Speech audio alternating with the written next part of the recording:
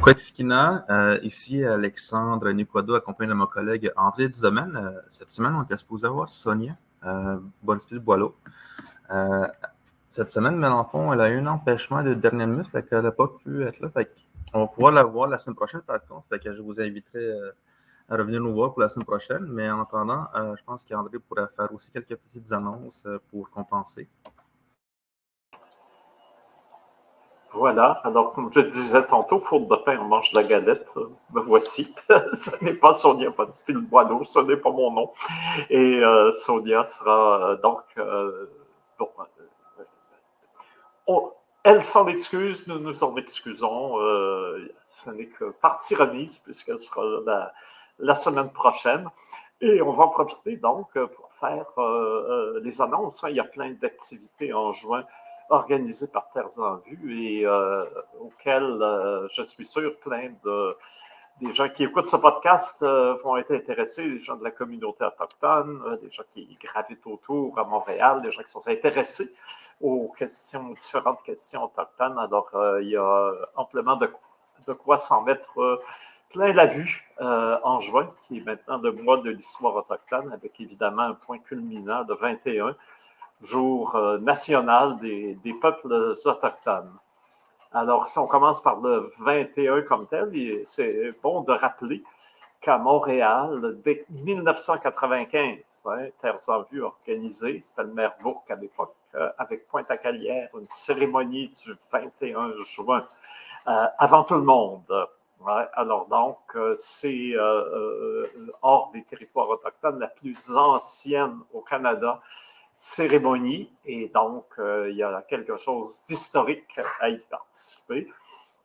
Et ça se tiendra sur le quai de l'Horloge, au Vieux-Port de Montréal. Donc, à partir de 11h30, on va se donner rendez-vous à la tour elle-même, la tour de l'Horloge. Alors, ceux qui vont vivre ne vont pas manquer le Clock Tower pour parler en anglais. Et donc, c'est au pied de la tour qu'on va marcher jusqu'à l'endroit où le tambour nous attend. On va allumer à midi pile le feu de la Saint-Jean, de la Saint-Jean,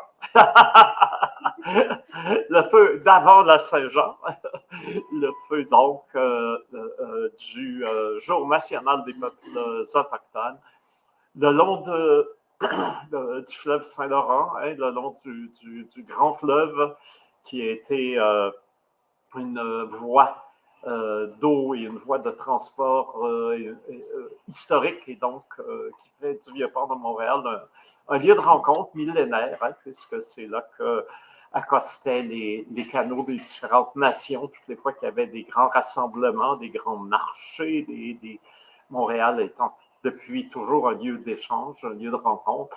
Donc, c'est doublement historique si vous venez au Quai de l'Horloge. Et le 21 juin, 11h30, on aura une cérémonie. La mairesse de Montréal a confirmé sa présence. Là, il y a d'autres dignitaires qui vont se rallonger d'ici là. Et puis, il y aura les danseurs Deer Family Mohawk Dancers de Ganawagi. Il y aura les tambours de Buffalo Hat Singers. Et on aura aussi une partie concert. Alors, il y aura plein d'activités là, de 11h30 jusqu'à 1h30, jusqu'à 14h, on pourrait dire. Là. Et si vous voulez, vous pouvez amener votre boîte à lunch et il y aura un point d'eau, donc il y a possibilité d'avoir un beau rassemblement quand le soleil est à son zénith, au jour le plus long de l'année, qui évidemment, ça fera toujours une signification très particulière, phénomène astronomique assez universel, mais qui a été bien sûr aussi toujours un moment marquant dans les cultures et dans les traditions des peuples autochtones des Amériques. Alors, c'est un rendez-vous le 21 juin, je répète, 21 juin, Vieux-Port, Quai de l'Horloge, 11h30, à la Tour de l'Horloge. Alors, voilà pour le 21. Avant, on aura une cérémonie plus intime à 5 heures le matin pour le lever du soleil. Ce sera au Jardin des Premières Nations. Là, il faut nous écrire.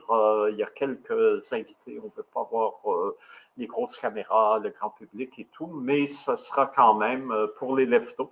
Ce sera disponible via, si tu me corrigeras, Alexandre, si je me trompe, via Facebook Live. C'est ça? Oui, c'est ça. En fait, moi, je vais diffuser, je vais être là pour faire la diffusion du Facebook Live, la cérémonie du lever du soleil. Fait qu'on va se lever tôt à ce moment-là. Fait qu'on va pouvoir partager ça dans nos réseaux. Alors, donc, vous pouvez allumer une chandelle et participer à la cérémonie devant votre écran dès 5 heures le 21 juin, puisque le soleil est prévu pour se lever vers les 5h05, 5h10. Et nous, on aura déjà allumé un feu au Jardin des Premières Nations. Il y aura donc une invocation, une cérémonie propitiatoire pour ce jour particulier et tous les autres qui vont suivre jusqu'au prochain 21 juin,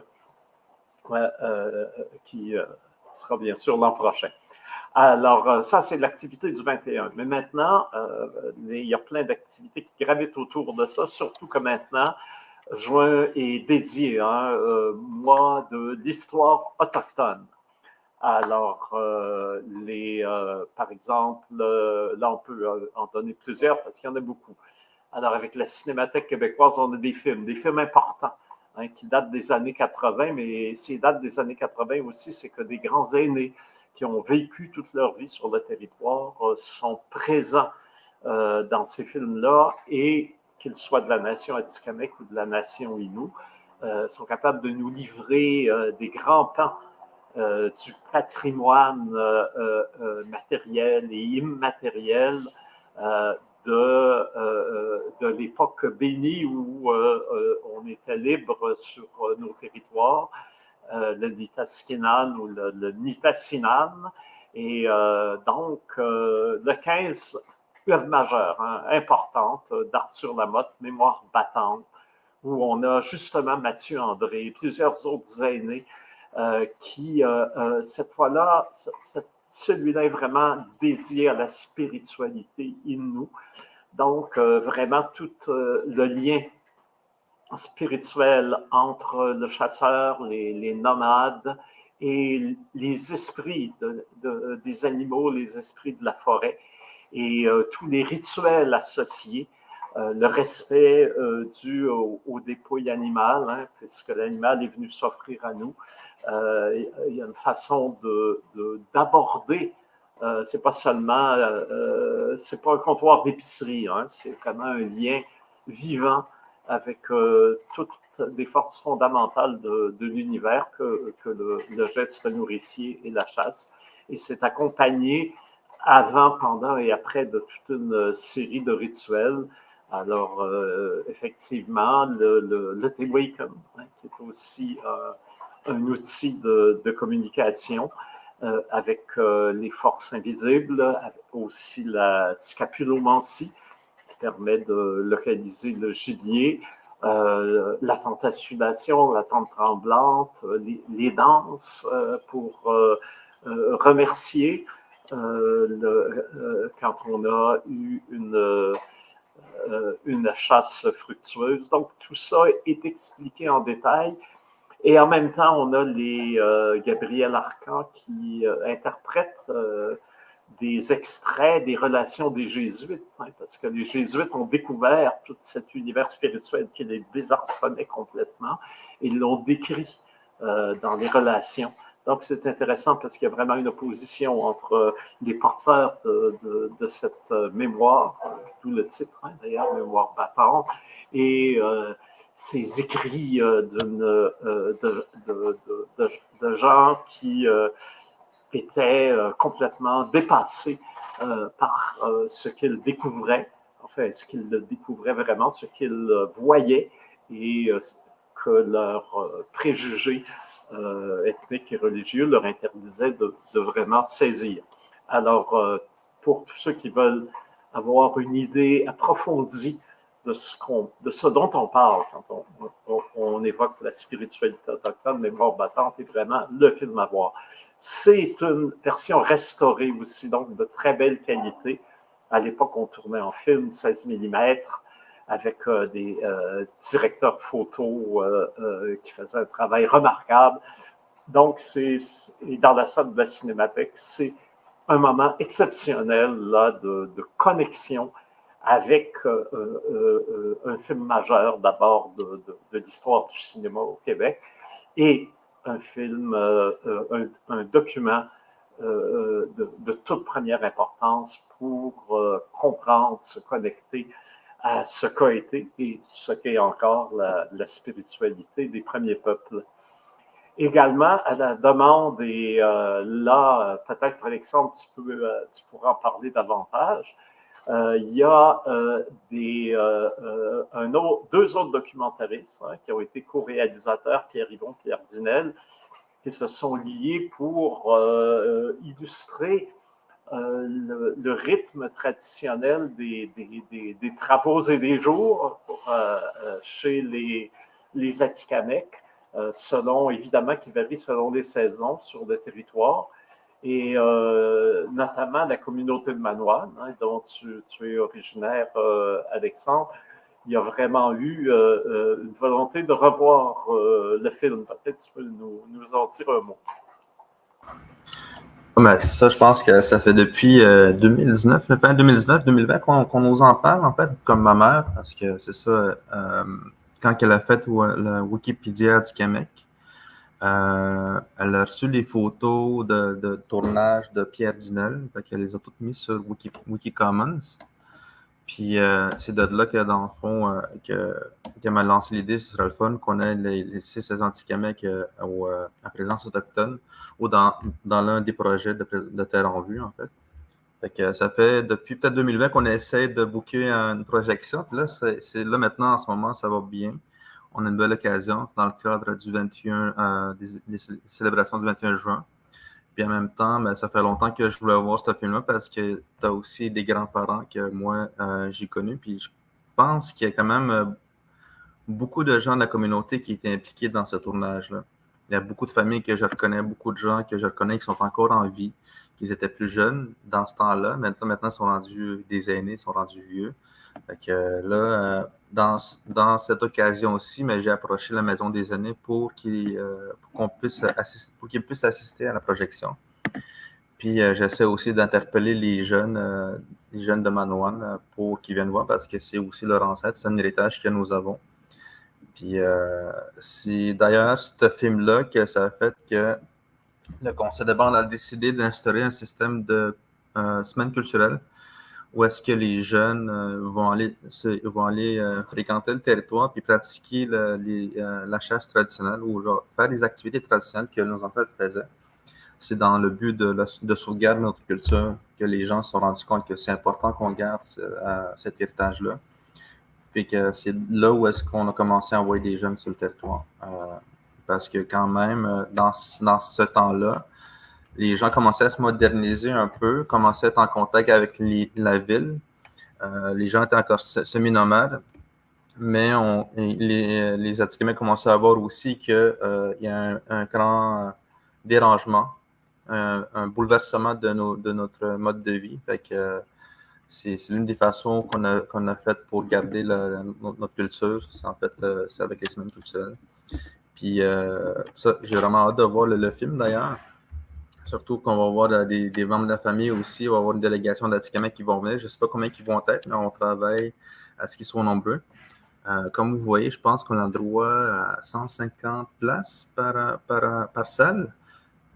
Si vous regardez le film de Mémoire battante, ça dit qu'il reste encore une centaine de places. Fait qu'il y a déjà 50 personnes qui vont être présentes. Pour les 6 saisons Atikamekw, ben, c'est ça, il faudrait. Ouais, il y en a encore 115. Fait que il va falloir qu'on garantisse des places pour les Atikamekw aussi. Fait qu'on on va les faire venir ici. Je ne sais pas si tu peux en dire plus sur le film. Ça, c'est mon expérience personnelle. Je pourrais peut-être partager tantôt des photos, des images de Wikipédia quand je vais les trouver.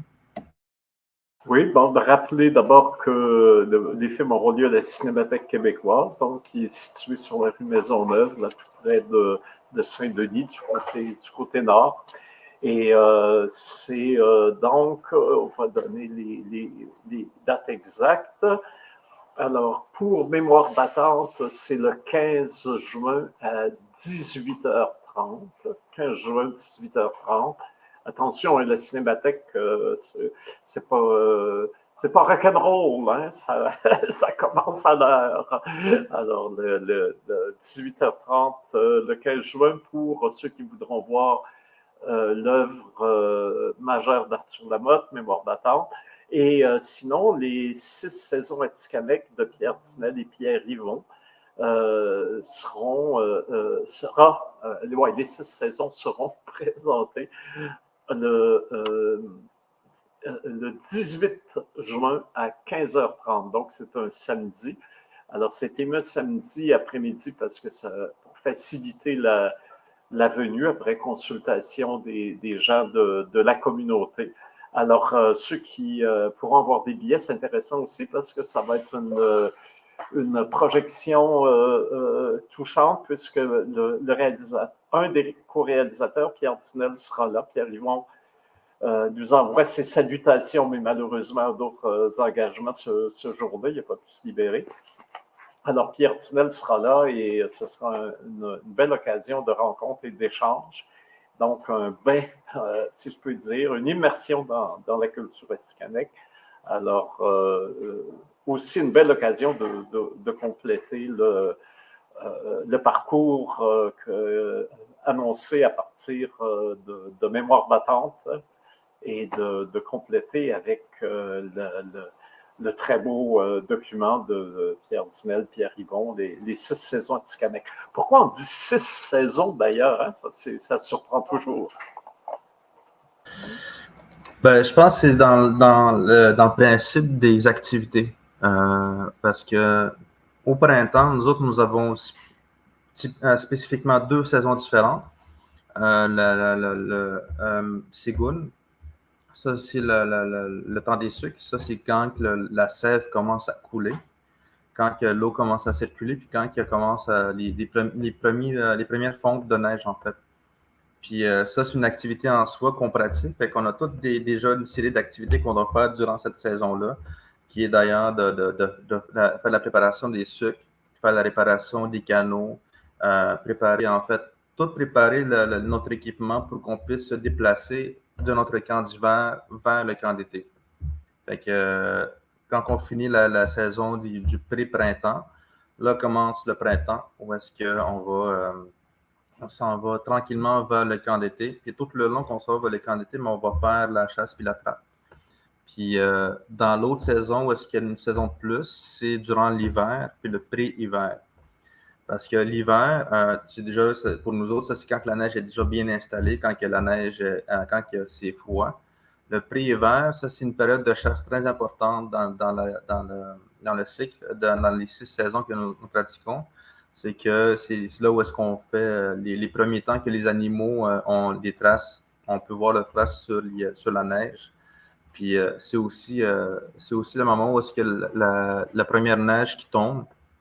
C'est une journée très, très, très fun pour les chasseurs parce que c'est à ce moment-là que les animaux sont très surpris qu'on voit toutes leurs traces. Fait que c'est dans ce moment-là aussi qu'on va se pratiquer pour faire une réserve de nourriture puis qu'on change les activités. Fait que pour nous autres, les 6 saisons, ça représente juste une série d'activités qu'on doit changer, dépendamment de la saison, comme qu'on dit. Là. Je ne sais pas c'est quoi le principe des 4 saisons dans la culture occidentale, mais pour nous autres, on a divisé nos activités en saisons, ce qui en fait 6 en fait. On peut lancer un défi aux compositeurs de reprendre les 4 saisons de Vivaldi puis d'en rajouter 2 autres pour s'ajuster à la culture atikamekw. Voilà. Alors, parlant justement de musique et de concert, il y a un concert en préparation qui va avoir lieu le 14 août. On en parle maintenant, même s'il y a lieu le 14 août, et je vous explique. Le nouvel ensemble moderne, ça c'est on a une association. Hein. L'an dernier, ceux qui étaient sur la place des festivals ont pu voir Transmission, qui était un concert où on avait Forestaré, Nouvel Ensemble Moderne et des performeurs autochtones, hein, comme Laurent Nicoué, comme Quentin Kondo, comme Anacnid, qui étaient avec des ensembles classiques. Alors donc, on prépare encore une fois un concert classique dans le cadre de présence autochtone au mois d'août. Les billets vont être en vente bientôt, mais avant, on a quelque chose, un événement très spécial. Dans le concert du mois d'août, il y aura une création, c'est-à-dire une première mondiale d'une œuvre qui vient d'être écrite là, qui a été écrite par un monsieur Tim Brady, qui est un auteur, un compositeur de musique canadien très connu, et c'est une commande du Nouvel Ensemble Moderne. Il a écrit sur des poèmes de Joséphine Bacon, des poèmes tirés du recueil Ouyesh. Alors, Ouyesh, ça veut dire quelque part, et il a travaillé sur la version Innu-Aimun, hein, la langue Innu comme telle, qui va être chantée à partir de la composition de Brady par une soprano. Et la soprano qui sera associée vient aussi des premiers peuples, puisqu'elle est Inuk. Alors, pour ceux qui pensent que Innu et Inuit, c'est parent, parce qu'il y a une homonymie dans les appellations nationales, détrompez. C'est deux langues et deux univers linguistiques complètement différents.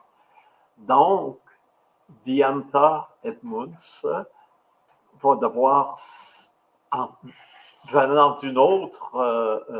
d'un autre peuple premier avec sa propre langue, s'approprier, ce qui est assez singulier, la langue Innu, qui est assez proche de l'Atikamekw, d'ailleurs, et du Cri. Alors donc, pour chanter les poèmes de Joséphine. Alors, tout ce beau monde, avec Lorraine Vaillancourt, hein, qui est une chef très célèbre, qui dirige depuis sa fondation le Nouvel Ensemble Moderne, qui est maintenant un orchestre classique reconnu dans le monde entier, hein, très prestigieux. Alors donc, tout ce monde-là est en répétition. Maintenant, ils se réunissent et ils répètent pour se préparer, parce que c'est sérieux de la musique classique, là, on n'improvise pas.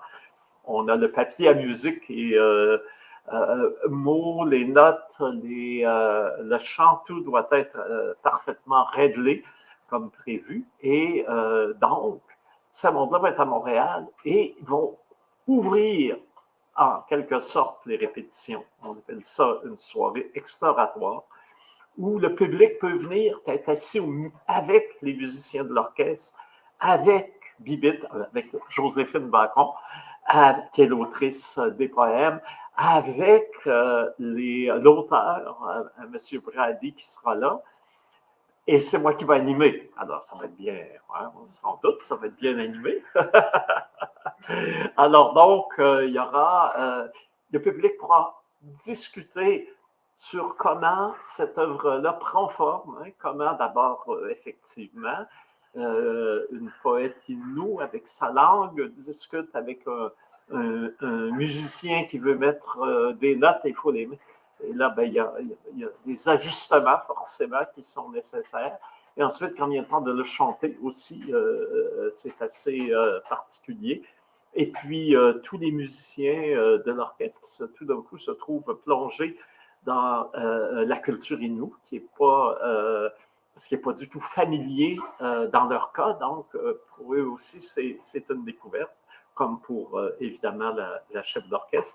Alors, tout ce monde-là sera là pour faire des extraits de l'œuvre qui vient et rencontrer, discuter, échanger avec le public. Alors ça va être à la salle Tour du Champagne le 16 juin.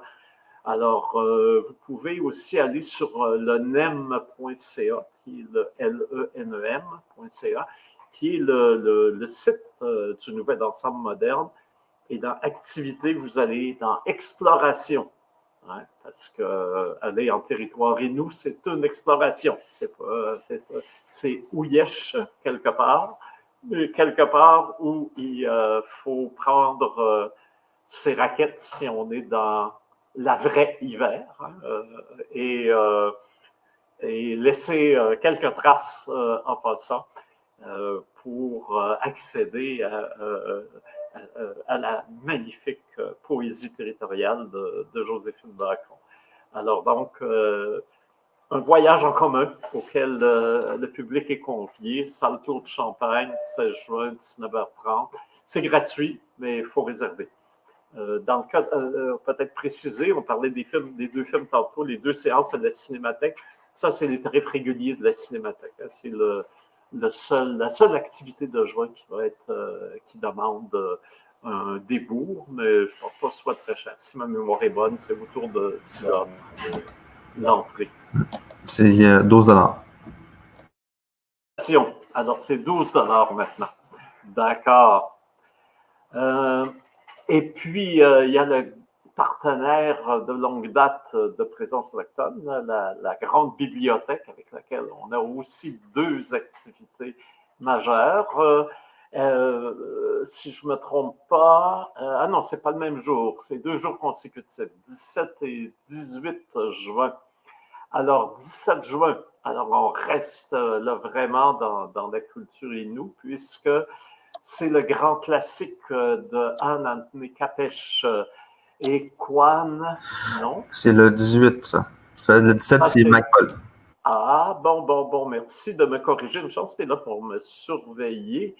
Ah bon, oui, donc le 17 juin, on sera là, mais le midi aussi, comme le 21 au Vieux-Port, le 17 juin, ça va être dans les jardins de la grande bibliothèque.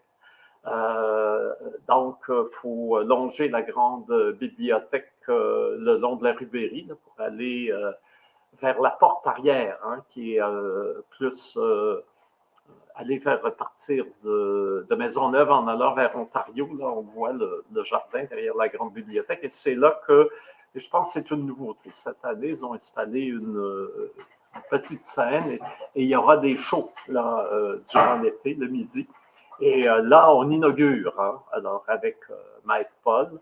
Et ce sera, je pense, c'est un vendredi, si je ne m'abuse, le 17 juin. Et Mike Paul, c'est un auteur, compositeur, interprète de Mashkewiyats, très lié à sa tradition, hein, qu'il redécouvre d'ailleurs dans sa vie et dans ses chansons.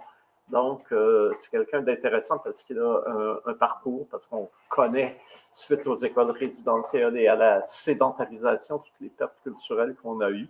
Et Mike Paul est justement un bel exemple de la renaissance culturelle des peuples autochtones, puisque avec les aînés, il est allé sur le territoire, s'est réapproprié la langue pour en faire des chansons et traduire en mots et en musique l'expérience qu'il a acquise du patrimoine Innu, particulièrement des Piekpogmildu, c'est-à-dire les premiers peuples de la région du lac Saint-Jean. Alors, à ne pas manquer le 17 juin à midi.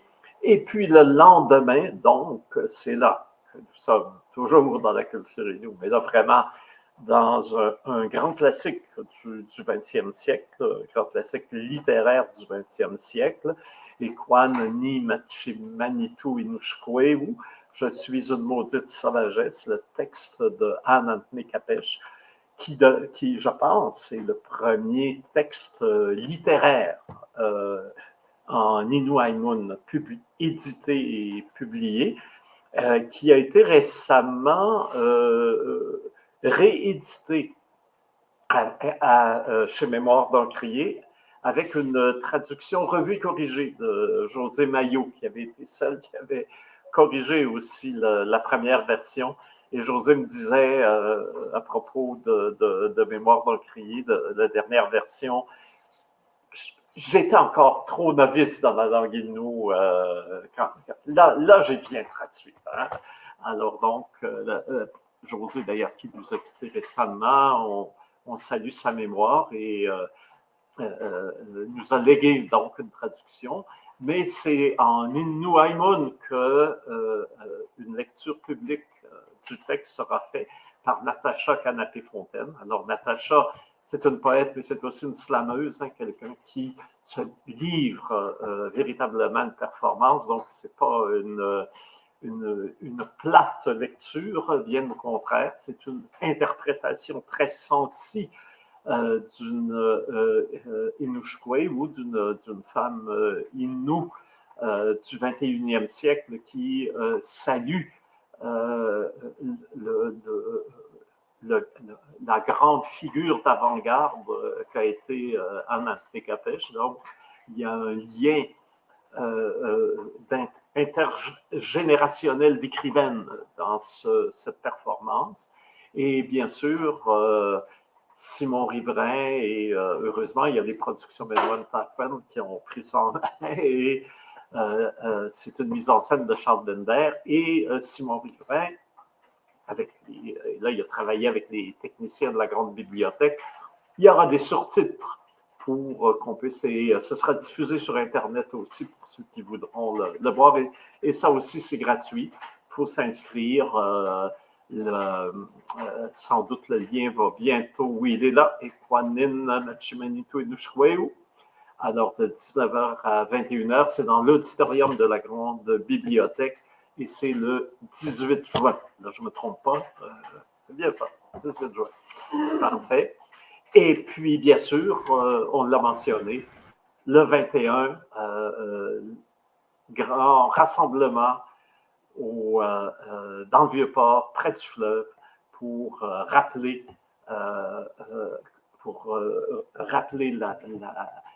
l'esprit du lieu.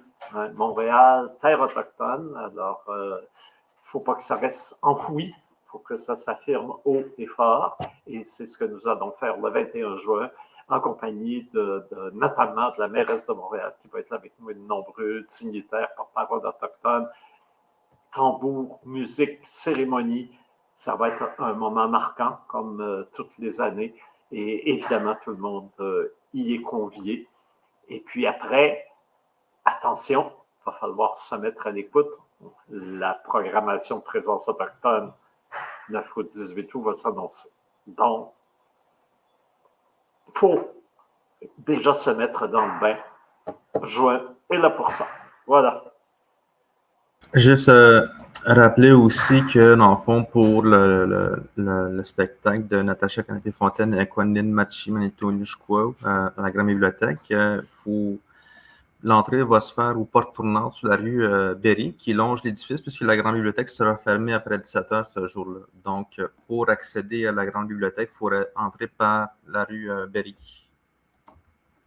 Ah oui, c'est ça. Par le côté. Par le côté, c'est ça. Bon. As-tu quelques mots atikamekw à nous partager? Ben, c'est ça, je suis en train de. Ça fait quelques temps que je lis, comme on parle de Kukum. En fait, je l'ai acheté finalement parce que j'ai trop d'amis québécois qui m'en parlent. Puis ils me racontent l'histoire, puis je suis comme, OK, je pense que je connais un peu, je reconnais l'histoire, mais j'ai jamais lu le livre, fait que je suis en train de le lire. Kukum, je pense que c'est un mot qu'on retrouve beaucoup dans plusieurs langues. Si on parle de Kukum, ça veut dire ta grand-mère, parce que j'ai tout le temps dit Kukum quand j'étais jeune, même quand j'appelais ma mère Kukum. Mais littéralement, c'est comme si je disais ta grand-mère. Mais le vrai terme pour nous, si je dois parler de ma grand-mère, ce serait Nukum, ma grand-mère. Même chose que Numushum. Numushum, c'est mon grand-père. Les gens vont comprendre que Mushum, c'est du grand-père. Dans d'autres langues, ça fait Mushumis. Qu'est-ce que tu veux dire? Tchoukoum. Si tu veux dire à quelqu'un ton grand-père, ça va être Tchoukoum. Pour ton grand-père, c'est Kimouchoum. Kimouchoum. Ouais, c'est ça. Fait grand-mère. Ta grand-mère, c'est Koukoum. Koukoum. Ou des fois, tu as du monde qui dit Kyokoum. Kyokoum. Mais le monde va dire Koukoum. Si je dis ma grand-mère, c'est Noukoum. Si tu dis sa grand-mère, c'est Oukoum. Okuma. Même chose pour le grand-père, c'est Nimouchoum, c'est mon grand-père. Kimouchoum, c'est ton grand-père. Umouchouma, c'est son grand-père. On dit des fois Mouchoum ou Mouchoum, des fois aussi. Ça dépend. On dirait que c'est une variante linguistique aussi. Mais j'étais en train de me demander d'où ça venait, ça, ce mot-là, Koukoum. Puis je pense que c'est un très vieux mot. Il faudrait que je fasse des recherches là-dessus. Mais pour Mouchoum, j'ai comme peut-être une petite hypothèse.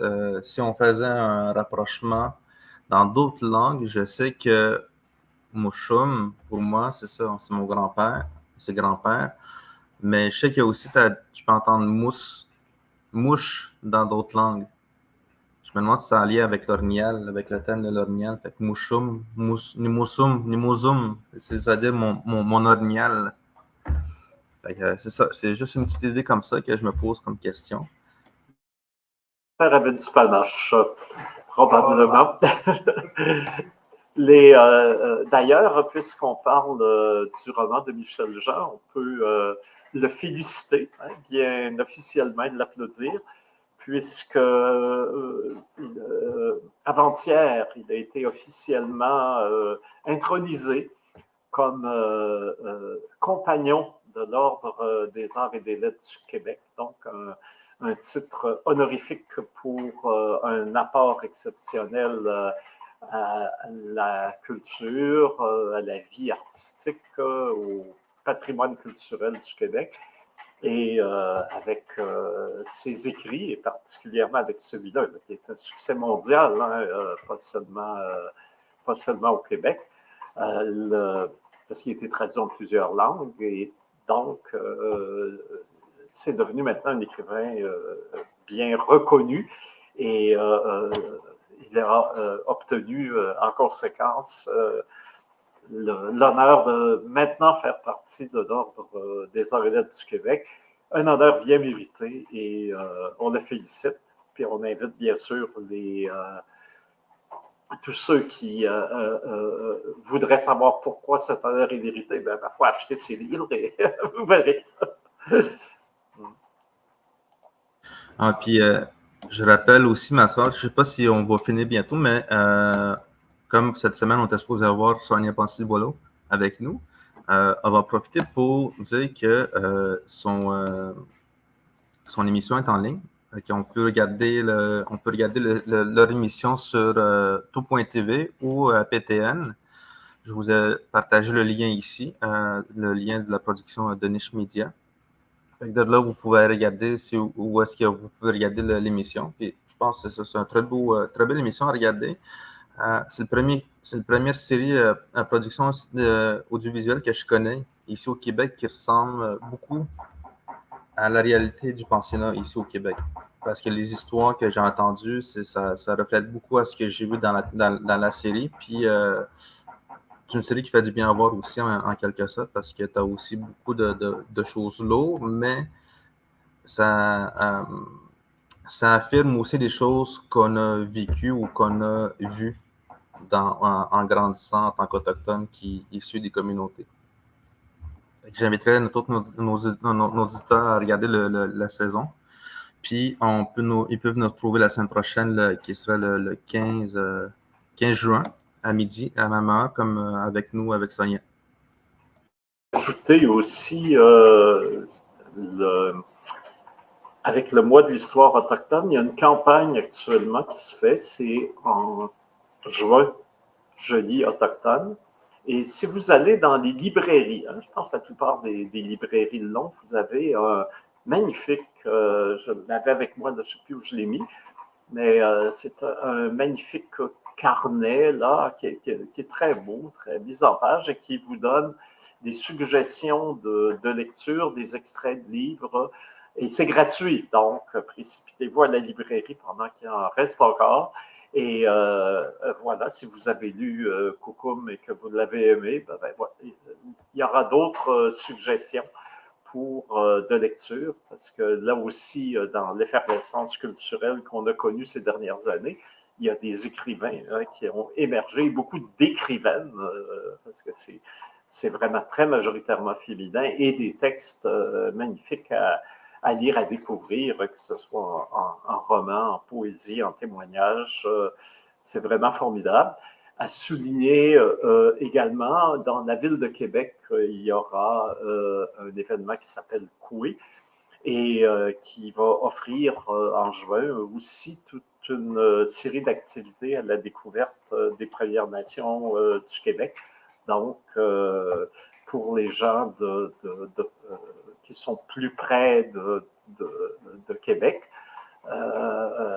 fermez la radio poubelle, puis allez donc vous informer à cet événement qui est pour vous.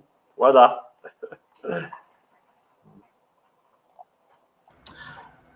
Est-ce que c'est tout pour aujourd'hui? Ben, c'est presque tout, puisqu'il faut dire aussi qu'on sera là la semaine prochaine, que Sonia sera là, qu'on salue, bien sûr,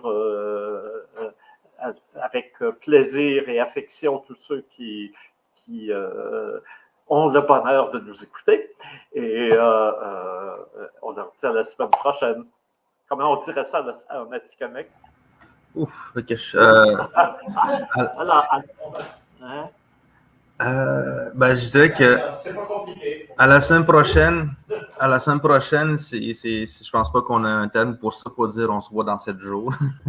On va peut-être dire à la prochaine, Keshkuminats. Matashi, ouais. Salut.